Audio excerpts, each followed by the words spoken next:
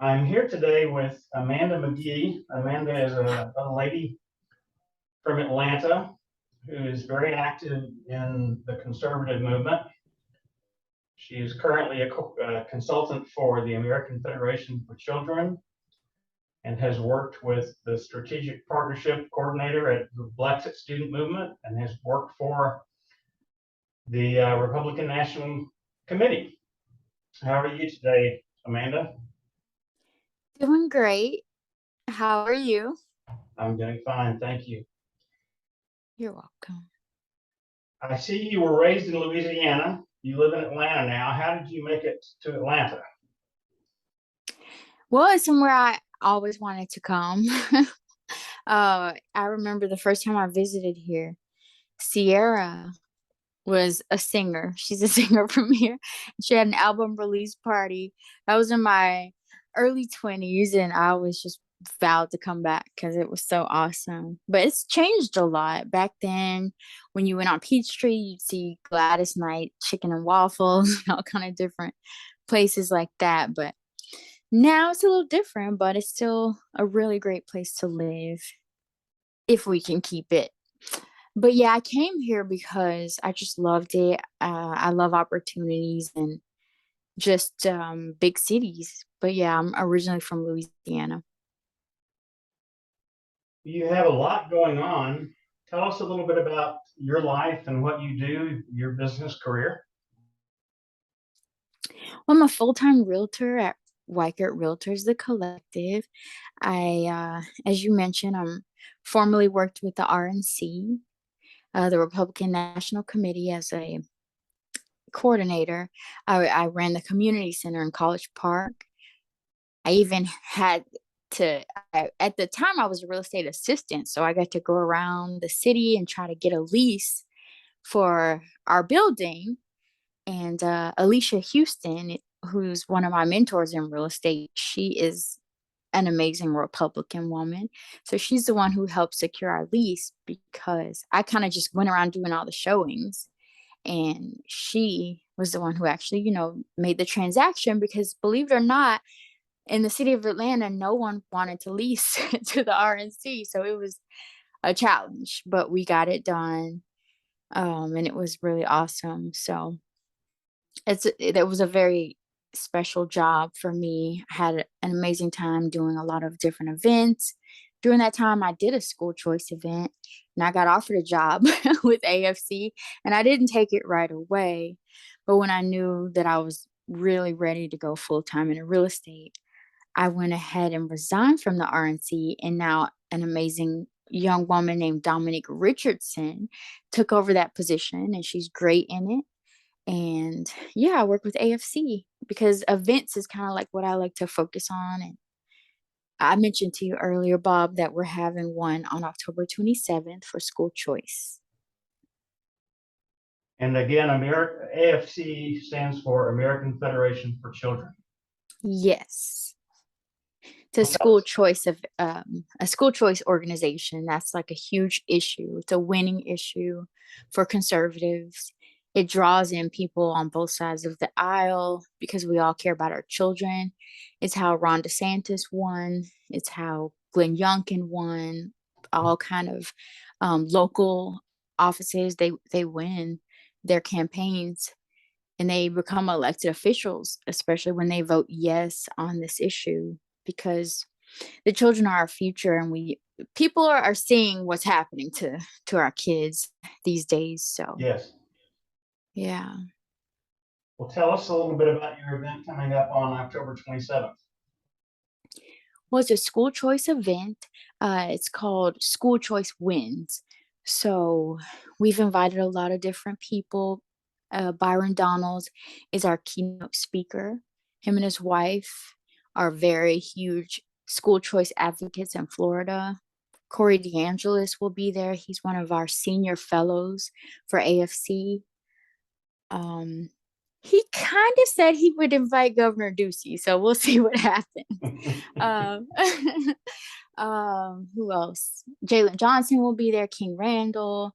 Well, we're inviting the community, all kind of parents, friends. There's going to be some Democrat candidates coming as well that are actually being ostracized by their party because they are pro school choice. So it's going to be interesting because it's nonpartisan. It's not a campaigning event. It's just based on this one policy. It's an issues event. Yes. That's great. I like to see focus on issues. Yes. When did you become a conservative? It's interesting. My dad is in the Air Force. He retired, but I just grew up kind of in a conservative household. I asked my dad how to vote when I turned 18, and he said, with your heart and mind. And I was like, okay, I want to vote for Bush. And he's like, oh, okay, why? And I was like, I just like his policies. And he's like, oh, okay. He's like, well, you don't tell people who you vote for. It's between you and God, but you can vote for whoever you want. And so I was registered independent.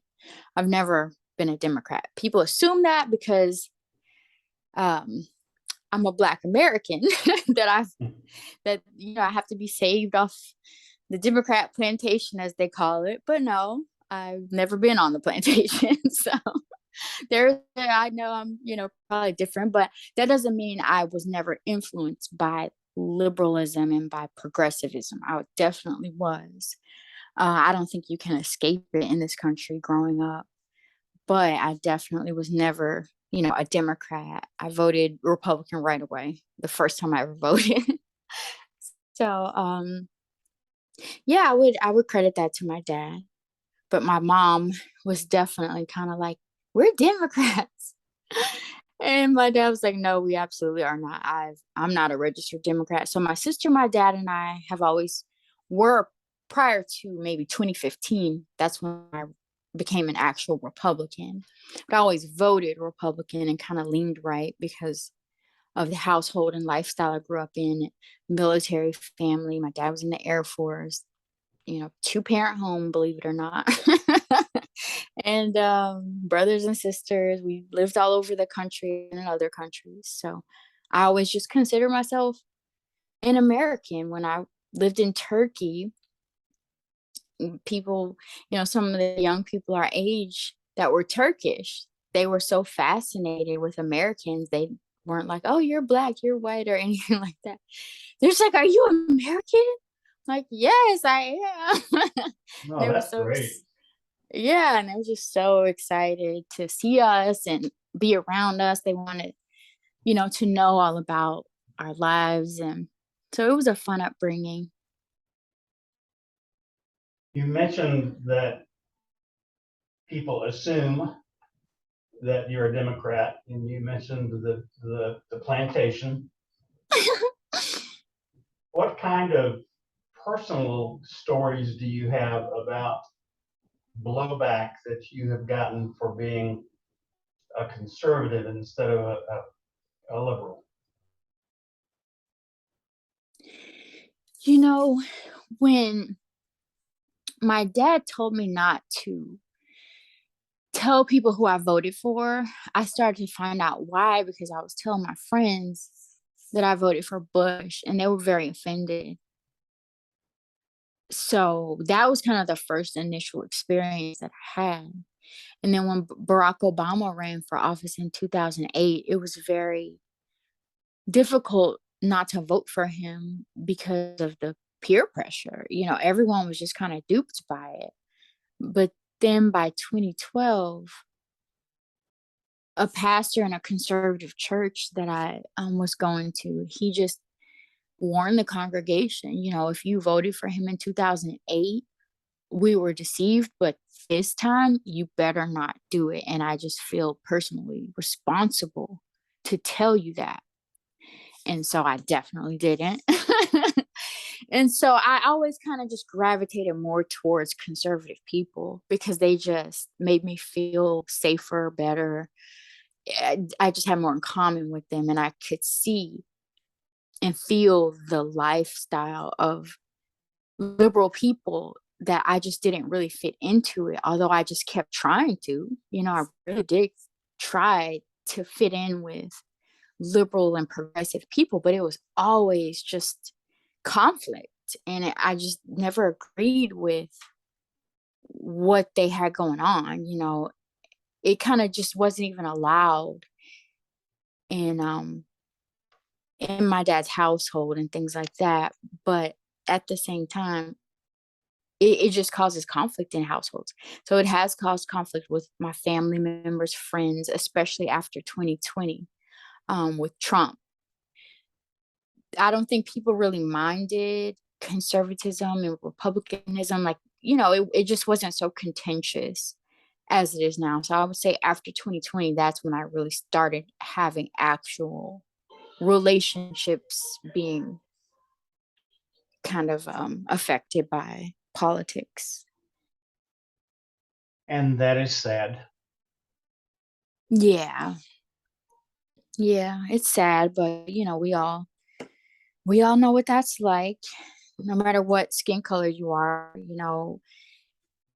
it's dividing people. They're finding any way to divide people, and skin color is just a really big thing for people. I was telling someone today that we're one race, the human race, and it actually offended her. She said that was a carnal mind, that Wow. yeah, to think that we're one human race. I was like, but what about the sixth day of creation and God creating souls, and the fact that you have a judgment day and that you're a soul and a body? That there are different heritages, cultures, skin colors, nationalities, but God sees us as one human race. He sees us as the souls that He created. So, and then she just kind of stopped talking to me. I know that Alveda King is very big on the we are one human race issue. Yes. When I heard her say that, I was like, wow, I agree 100%. So there are people who are saying that and putting that out there, and it offends people. You know, people don't want to be one race for some reason, but that's what God is requiring for us to do. So, You mentioned the division. That, I'm sure you know, is a classic Marxist tactic, yeah. and that is to try to deflect attention away from issues. Yes. Karl Marx has definitely done a number on humanity. Um, but we just have to keep going because I was talking to some of the college students at GSU about socialism and communism and capitalism.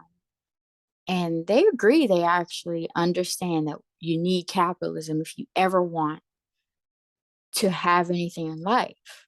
They agree. They just didn't agree with capitalism in the medical field. They want socialized medicine. So we're trying to talk to them about, look at Venezuela. They're like, well, what about the Netherlands, and what about Switzerland? And we're like, those people have come out and said they're not a socialist country.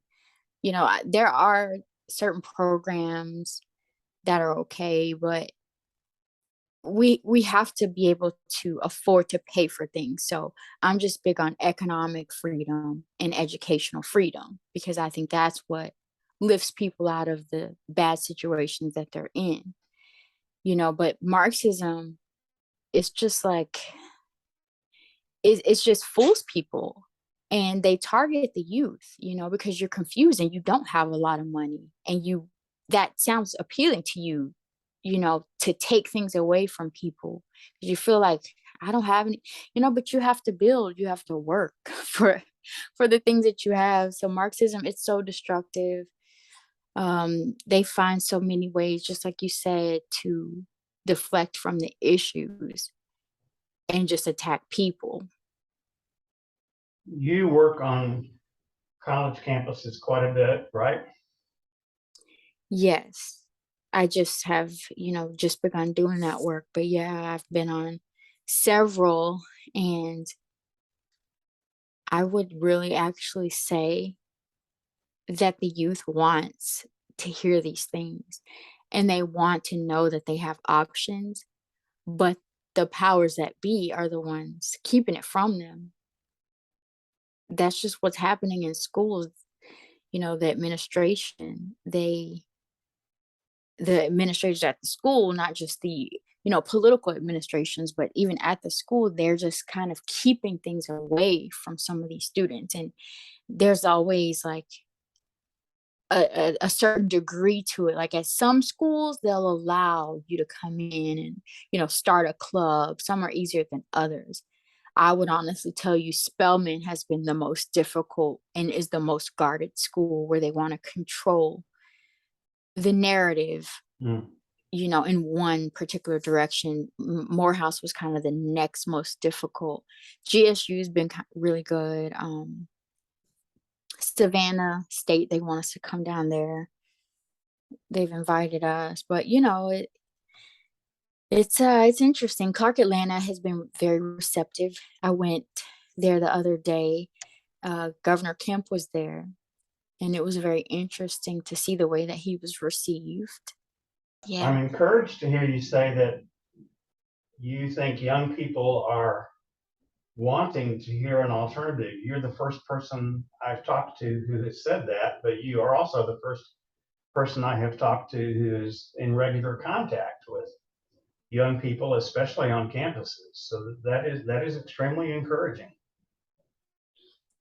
Yes, they're just like interested in what we have to say. And it can turn into like an argument or debate, but I don't ever get into arguments or debates with them. That some of them will try because that's what they think they're supposed to do when you talk to a conservative or Republican. Then when they get into a conversation, they want to keep in touch. They want to know more. They want to keep talking. Before you mentioned that, I was leading to the question of the difficulty of access at colleges, and you have addressed that.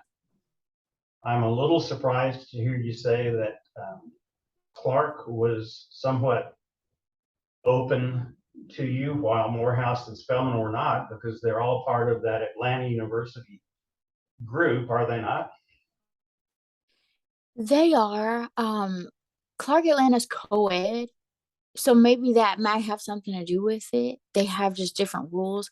Spelman is all women, and then Morehouse is all male. So it's just they have different rules. They have a different vibe. Like even when I went there during maybe like 6 months ago, and we were still kind of working out citywide about mask mandates and things like that. And, Clark Atlanta, it was just like most people weren't wearing a mask. They were just walking around like normal. You would see one or two, a few, but since the governor had lifted the mandate, they pretty much went with that. But some were still wearing it, and the schools kind of had the ability to choose at that time. So then you went to Morehouse. I got kind of scolded a little bit by some of the administrators because they still had a mask policy.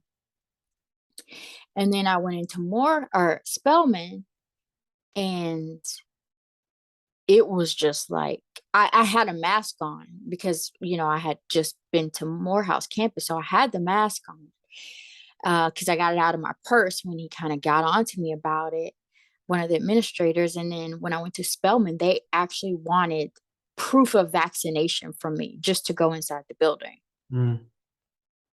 And that just wasn't something that I was interested in at all. So just to have a conversation, one of the students that were kind of guiding me just kind of mediated the situation and said whatever she said to the administration, and we got in. and we had the conversation about conservative club on campus. They didn't want to have anything to do with the RNC, but they were willing to talk. I was like, what organization would you guys be comfortable with? Frederick Douglass Foundation, Blexit. I'm just naming all these organizations, and they were just trying to figure out how we could actually work together for some kind of conservative influence on campus.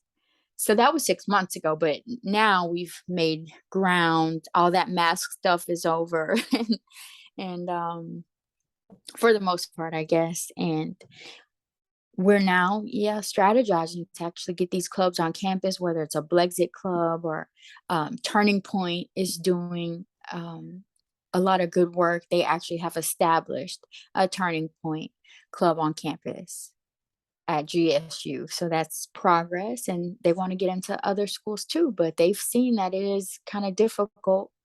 But I think Blexit is going to accomplish it at Morris Brown, who just got their accreditation back, and at Clark Atlanta. Those are our starting points in the city of Atlanta. You are a very brave lady. Thank you. It's definitely interesting and really fun. You also seem to be a very motivated and I don't want to use the word aggressive. What is the word I want to use? I I think dedicated is the word that I want to use. Yeah, once I started realizing how all of these things affect how they affected my life, because I feel like my life was on a great trajectory, and then liberalism just kind of sinks its teeth into you. It pulls people down, it's not uplifting. So I feel like it's kind of required of all of us to speak out about it, because back when I was, a lot younger, there was this silent majority thing going on where you would ask a Republican or conservative what they believed in. They didn't even really want to tell you. They didn't want to talk about it. They just focused on their own beliefs in their own household, and they didn't speak up. So it was very difficult for anyone to learn unless you had just been born into it or knew a friend that you could trust or something. But it wasn't so outwardly being displayed like it is now, because we see how detrimental it is to keep it quiet, of what we believe in, and how, and I see why people didn't talk about it outwardly, because it's been demonized probably since the Civil War.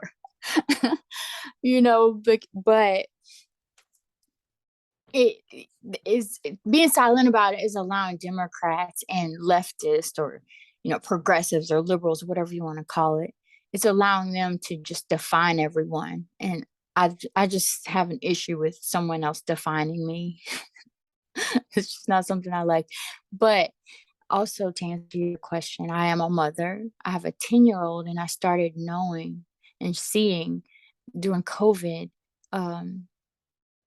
how these teachers talk to the children, and I just didn't agree with it at all. So I think that's why I've become so dedicated, because I just see what's at stake, and I see what a life ruining situation we're in, where we have to just speak out and warn people. I had a young friend that I invited to see Governor Kemp, because he's an influencer on Instagram. He has a lot of followers.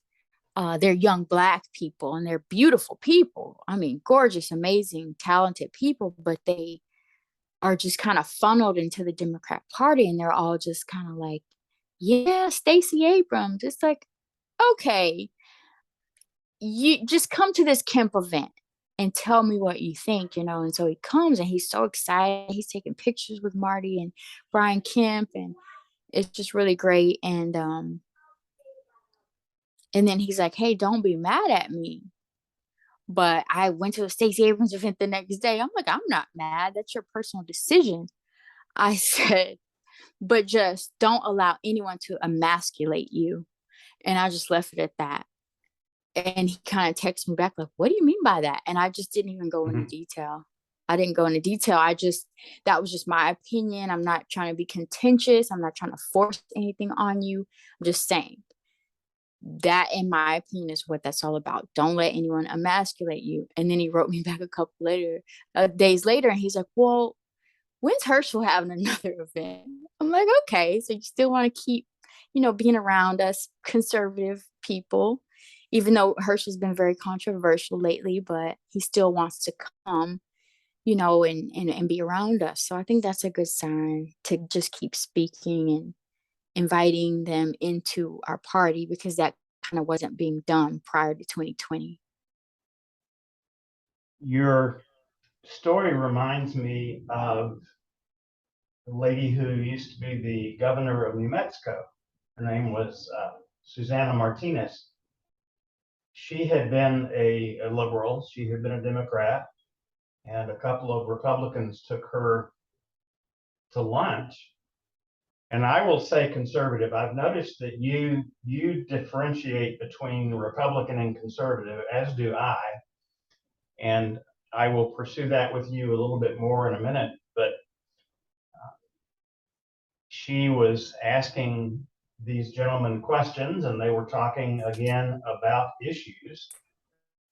And she said, the longer we talked and the more we actually talked about issues, I thought, by golly, I am a Republican or a Yeah. conservative. So as we talked a little bit earlier, the key here is to be issues focused instead of label focused, in my opinion. Yes, Now, that is 100% true. thank you. As I said, you differentiate a little bit between conservative and Republican. Can you elaborate on that a little bit? Well, Republican is a political party, it's a political affiliation, and conservative is more of a lifestyle. Um, we vote Republican, but we live conservative. And it kind of can bring people together. Some people have an issue with both labels, but the young man I just mentioned, he is comfortable being called a conservative, but he's not comfortable being called a Republican. Mm. And that's okay. Because I'm just, well, I kept telling him, like, it kind of like the story that you just told. Um, you said it was a governor in New Mexico. Yes, former governor of New Mexico. Nice. Well, yeah, kind of like her, it's just a conversation where you realize, wait a minute, I agree with all that. I don't. And so that's kind of how he is, and that's how a lot of these students are. They really just need to hear it from someone. So I hope the whole silent majority thing just goes away. I don't think we'll ever make that mistake again as conservatives or Republicans of keeping our beliefs to ourselves. I think we'll just be more verbal from now on. It's kind of like repenting. Once you learn and see what you have to do, you kind of stay on the straight and narrow.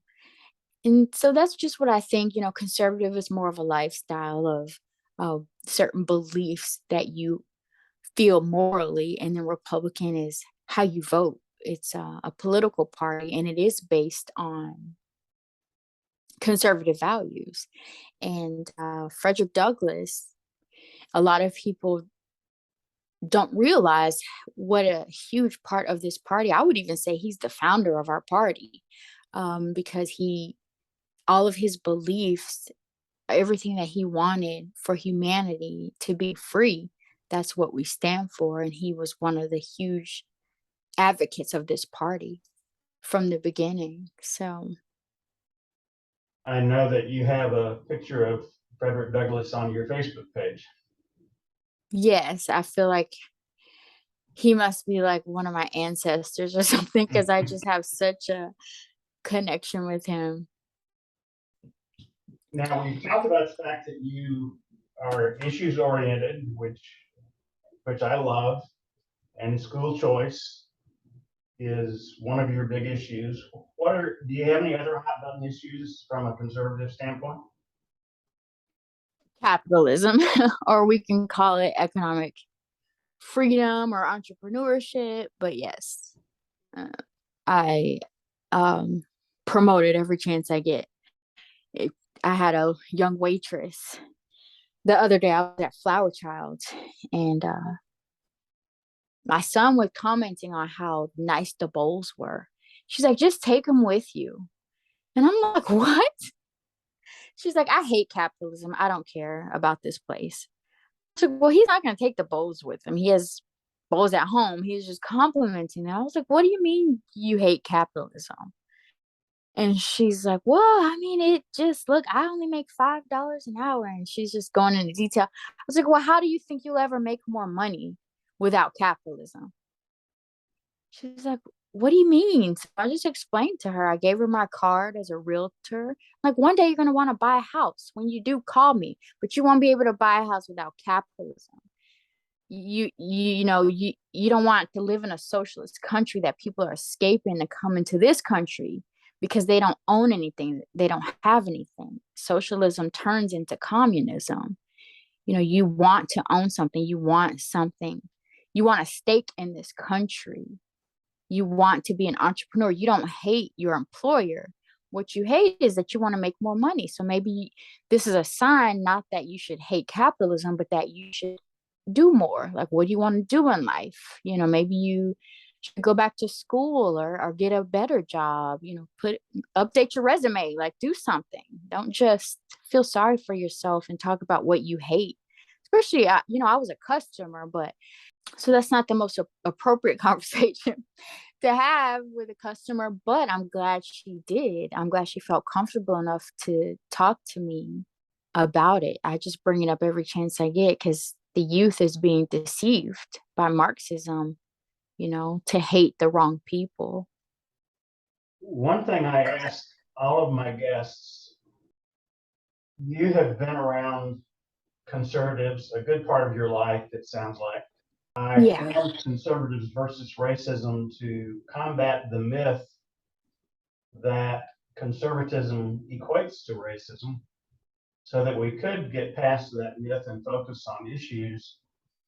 But as a whole, having been around conservatives as long as you have, how do you feel about that equation, that statement that conservatism equates to racism?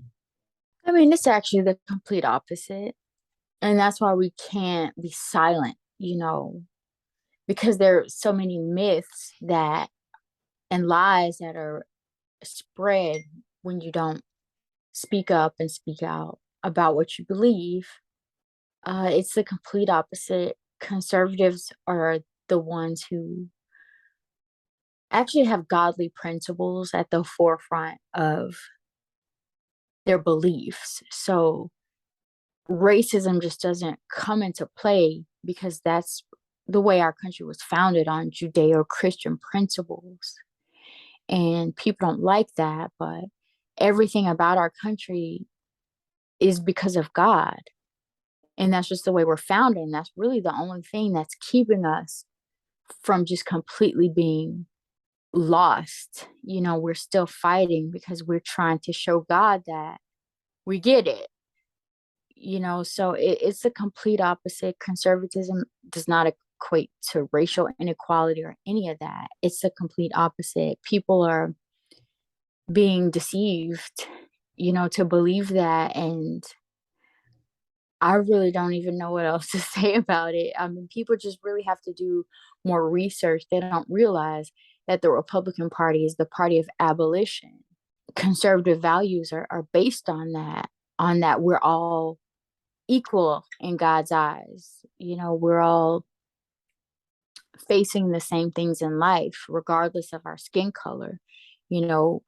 Marxism and leftism, it'll tell you that maybe they'll pick someone. Oh, it's the white people's fault. So it's like then you demonize these people, and white people have a lot of issues, in their personal lives as well. You just never know. So trying to demonize one particular group that's their goal. They're doing it to men. They're emasculating men. They're telling men that they can't call the shots anymore. They can't be leaders. They can't be themselves. And it's so destructive. It's destroying women and children more than anything. This feminism. Feminism is not conservative. Women actually, believe it or not, we like to be women. We like to be feminine. We like having strong men around us to carry things and to do the things that they do. They create opportunities. They help us. Without them, we're in a lot of danger. And that's where this Marxism and leftism, that's where they want us. They want us in danger. All this criminal activity that's going on, it's making people so vulnerable, and it's not very conservative. It's destructive. Amanda, I very much appreciate your taking the time to visit with me today. You're a strong woman, and I appreciate your positions and your paradigm. Before I let you go today, I always do this. I want to give you the floor to just address anything I have not asked you, or leave the people who hear this podcast with any parting comments that you might have. I just want to say, everyone to vote on the issues. As Bob pointed out, that's the most important thing. Try to put your emotions aside and think of what you've worked hard for in this country. Think of the fact that there's no other place to go or better place to go than here. Think of, what you do at the gas pump every day. Think of the grocery store. Think of things that are actually important to you and affecting your life in a realistic way. Because skin color is not doing that to you. Your skin color is just something that you have to accept. And you have to accept other people's too. It's just a part of life. It makes us all different and it makes us all beautiful, but we're all human beings, and we have to start treating each other as human beings. That'll solve a lot of problems. Thank you so much, Amanda.